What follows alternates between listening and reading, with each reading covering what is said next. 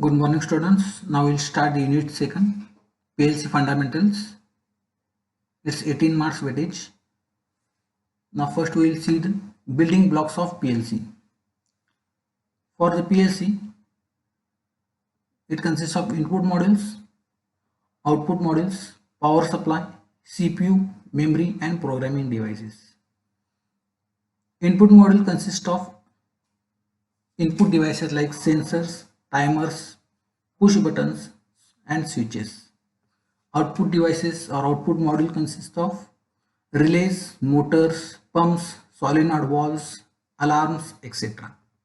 The power supply is connected both input and output module. Power supply also connected to the CPU.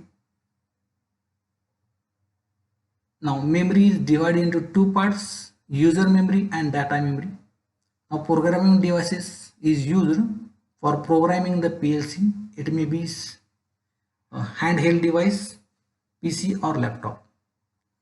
Now we'll see briefly what is the input module. The input module has a number of terminals for physical connecting the input devices. The input devices may be sensors, timers, push buttons, switches, etc. The power supply. Power supply requires the DC power supply.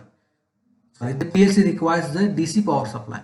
The operating range of the power supply is 5 volt, 12 volt, 24 volt and 48 volt DC supply. The power supply is provided to the input module, CPU, memory module and output modules. Now CPU. The processor section or CPU is the brain of PLC. It controls the input module, memory and output module of the PLC. The CPU monitors, controls and supervises all the operations of PLC. The CPU makes the decision and execution of the control operations based on the programs or the logical instructions stored in the memory. Now, memory. Memory is the area in which data memory and user memory is available. The data memory. It is used to store the numerical data required for maths calculation, barcode data and system data, etc.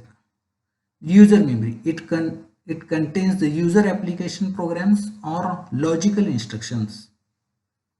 Now the programming devices. The programming device is used to communicate between PLC and the user.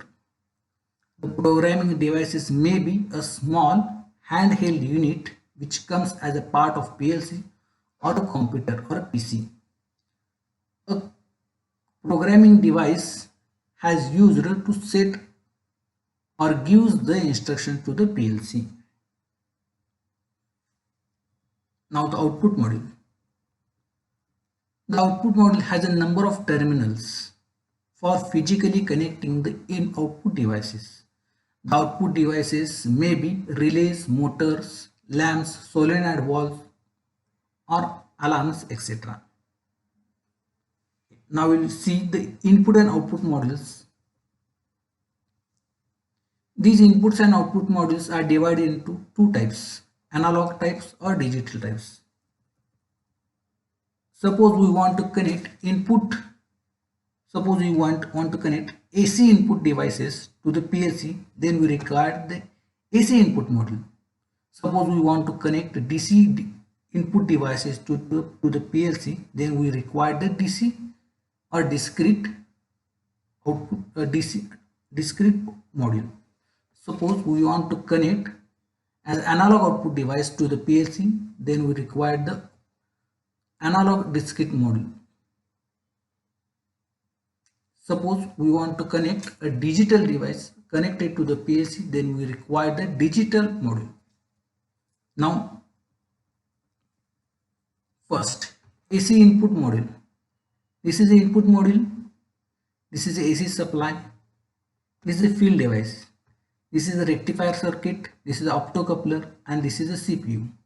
This is the PLC. Suppose we want to connect any AC devices to the PLC, then we require the AC input module. For AC input module, we require the rectifier which converts the AC input into the DC output. The optocoupler is used for safety purpose. Now briefly we will see. The AC input module detects the presence or absence of AC voltage and converts that voltage to a low level for input to the CPU. The AC voltage indicates the field device status. The voltage level is commonly 24 volt, 115 volt or 220 volt AC supply. The modules are available up to 1000 volt AC supply. The rectifier circuit converts the AC voltage to DC voltage, and the optocoupler isolates the input module from CPU. It effectively drops the DC voltage level to save the level for the CPU operation. Okay. Now we'll see the DC input discrete module. At the input side, it is a DC input. So we have used the DC module, DC input module. We are not using here rectifier circuit because it is a DC input. The output of DC module is directly given to the optocoupler, and output of optocoupler is given to the CPU. Now, discrete DC input module detects the presence and absence of DC voltage and converts that voltage to a low level for the input to the CPU. The DC voltage is used to indicate the field device status. The optocoupler effectively drops the DC voltage level to the safe level for the CPU operation. Now, the DC input analog module. DC input analog module. The DC input. This is an analog module and analog to digital converter. This optocoupler is used to prevent the CPU. Now, analog DC input module detects the presence of DC voltage and converts that variable into the appropriate digital signal and transmit data to the CPU for the processing. After the module converts the analog value to the digital, the PLC can perform control functions like on or off the device. For example, when input analog value reaches up to the 70, turn on the alarm. Okay. Now, the AC output module.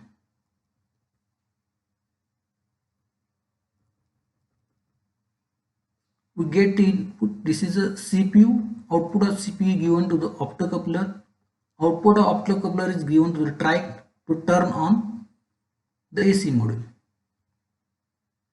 Here. The AC output module controls the on or off the status of AC output field device such as the relays, coils, solenoid valves. They are not normally supply power to the field devices.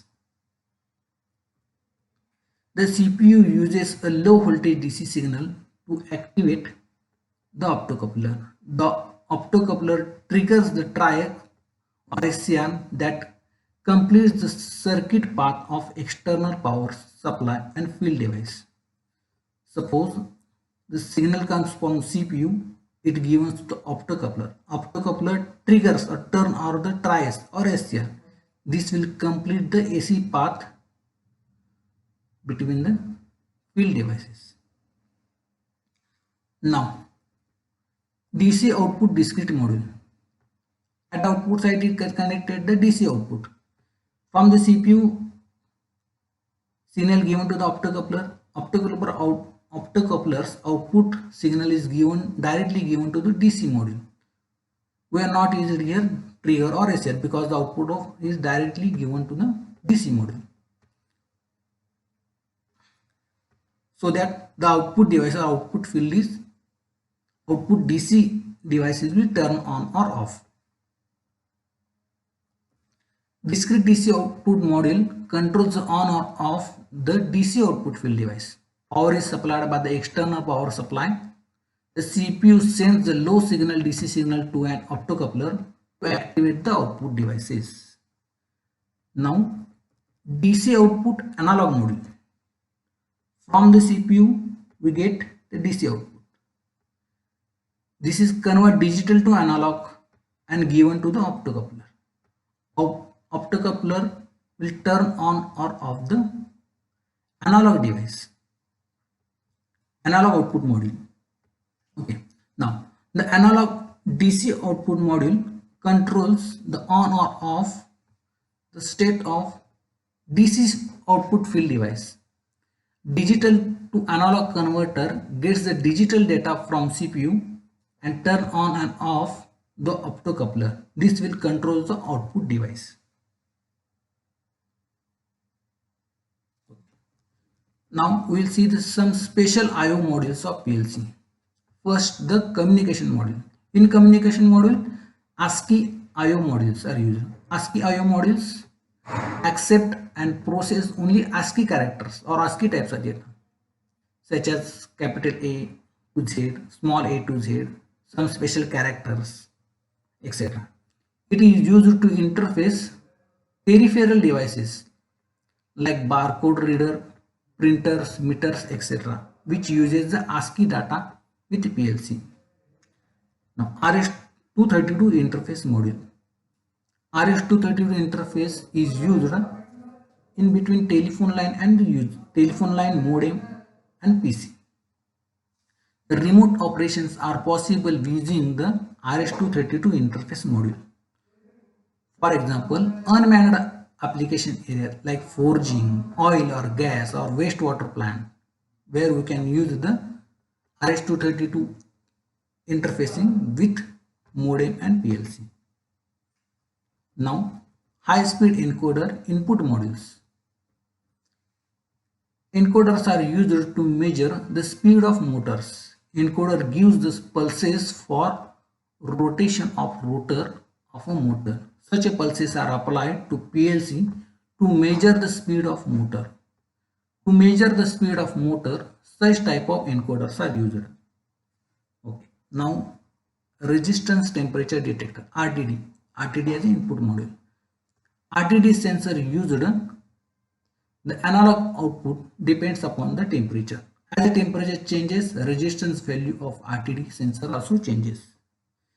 This module can accept the analog signal from the RTD and convert them into the discrete signal which can be understood by the PLC. Okay. Now the stepper motor control module. This module is used to interface the stepper motor with PLC. Stepper motor is the output device. It will rotate in clockwise or anti-clockwise direction. To rotate the stepper motor in required, it requires a train of pulses. These pulses are generated by this module to reduce the burden of the PLC. This module also controls the direction of stepper motor. Now fifth, thermocouple or millivolt input module. Thermocouple is another temperature sensor which gives the analog millivolt signal. As temperature changes, the output of the thermocouple changes in millivolts. This module receives the variable millivolt signal from the thermocouple and converts it into an appropriate digital voltage, which can be understood by the PLC.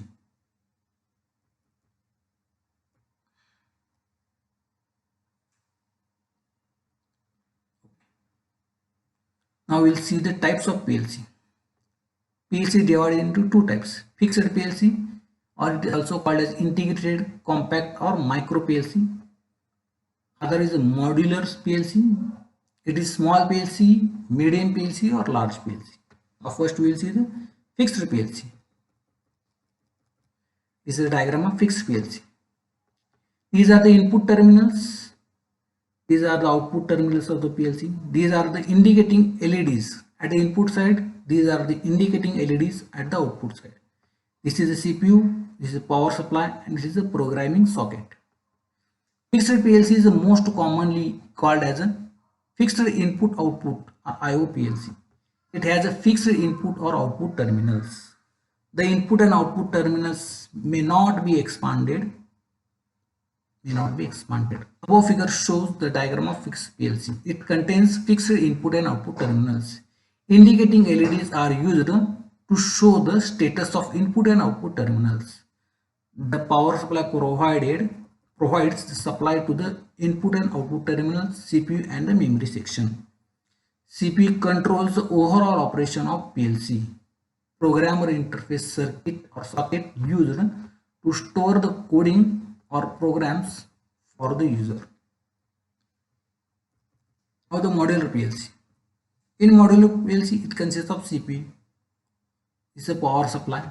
This is a I/O modules or I/O slot. We can increase number of slots in a modular PLC.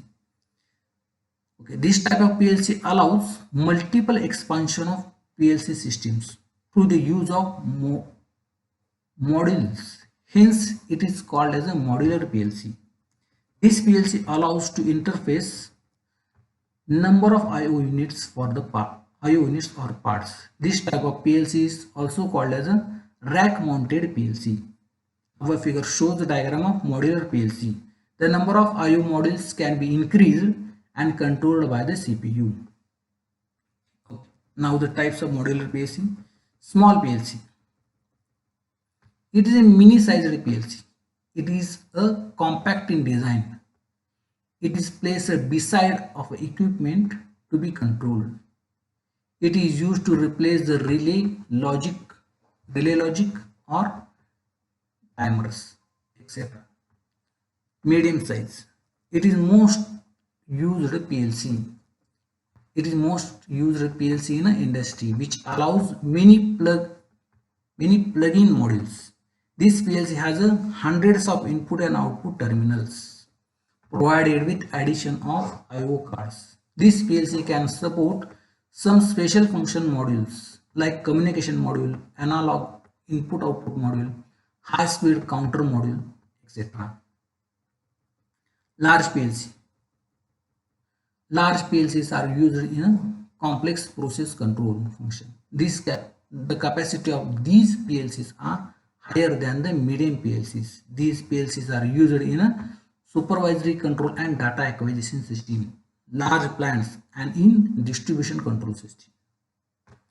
Okay. Now we will see the advantages of using modular PLC.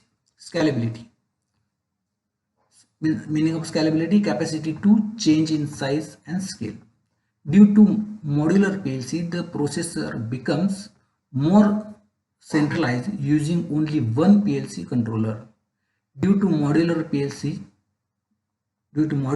design, a company would be able to expand their assembly lines by adding more similar output devices. Easy fault detection. Because of each function is separated by each module of the modular PLC, the fault detection becomes more easier than the fixed I/O PLC. Third, less downtime. Modular PLCs are easier to repair because they have separate systems, so that the downtime is less as compared to the fixed I/O modules. Module combination. In modular PLC, we can mix and match the different modules to achieve a particular system goal. Memory. In modular PLC, memory expansion is possible for higher storage. Now we will see the redundancy in PLC module.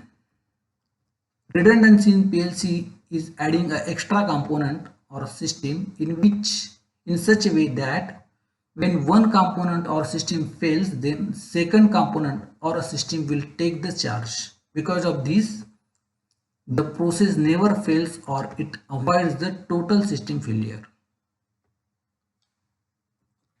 Types of PLC redundancy.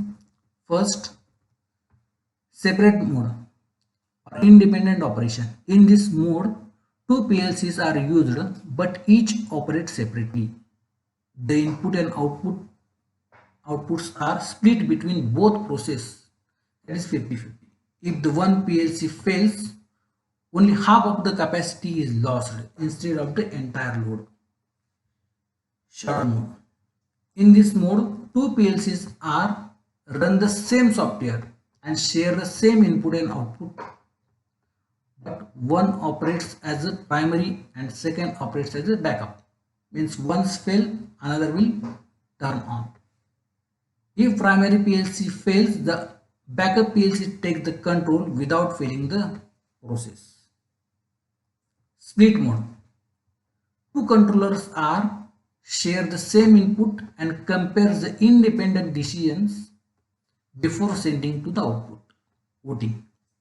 In this mode, an odd number of independent controller systems make the self-governing decisions, and ballot is posted before the output for the decision. Okay, remaining part we will see in the next lecture. Thank you.